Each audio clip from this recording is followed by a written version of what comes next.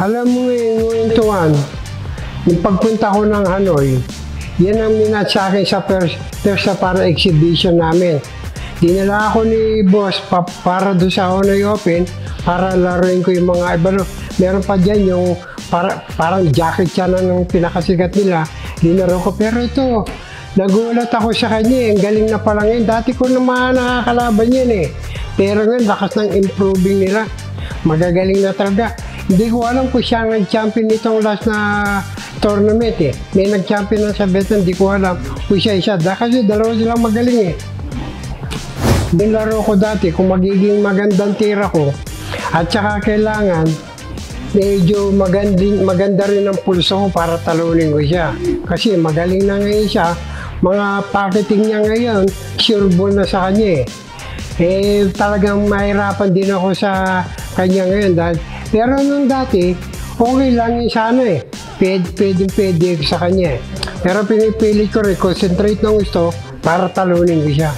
Ako, ang tingin ko sa kanya, siguro yung tinira niya sa akin, pwede rin siya mag-champion sa mga tournament. Kasi nga, nagiging improving yung mga tira niya. At saka, marami siya mga fans din doon para sa mga para kami pinaglaro. Biro mo, pinaglupunan kami ng mga tao doon, naglipol-lipol doon para mapanood kami dalawa. Hinahanap yung tira namin na magaganda. Ayun nga, mas maganda tinitira niya sa akin, pero ginagalingan ko rin para magkaroon ng yung mga ganaan yung mga nanonood. Hindi ko alam talaga kung siya nagiging challenge mas yung pinalaban sa akin. Siyempre, mag-goal ka na lang, yun ang mga kalaban. Kala ko nga, magkakaroon ng may pistahan. Wala naman, siyempre, bawal. Naglaro kami, pero concentrate ng gusto rin para mapaganda yung mga laro namin dalawa.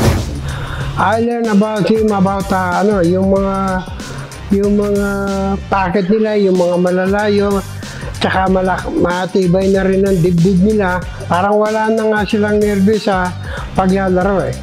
Pero kailangan lagi nakatutok sa mga tirahan. Sa lahat ng gusto magbilyar, ang mapapayo ko lalo na sa mga beginner, kailangan talaga mag-lisay kayo ng gusto.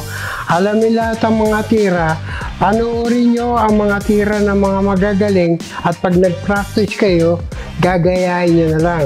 Kung kayo naman yung mga bata pa, kung kailangan yung gumaling at bilyar, kailangan muna yung pag-aaral muna ninyo, tapusin ninyo bago yung bilyar. Kasi ang pag-aaralan ninyo, yan ang makakatulong sa inyo habang buhay.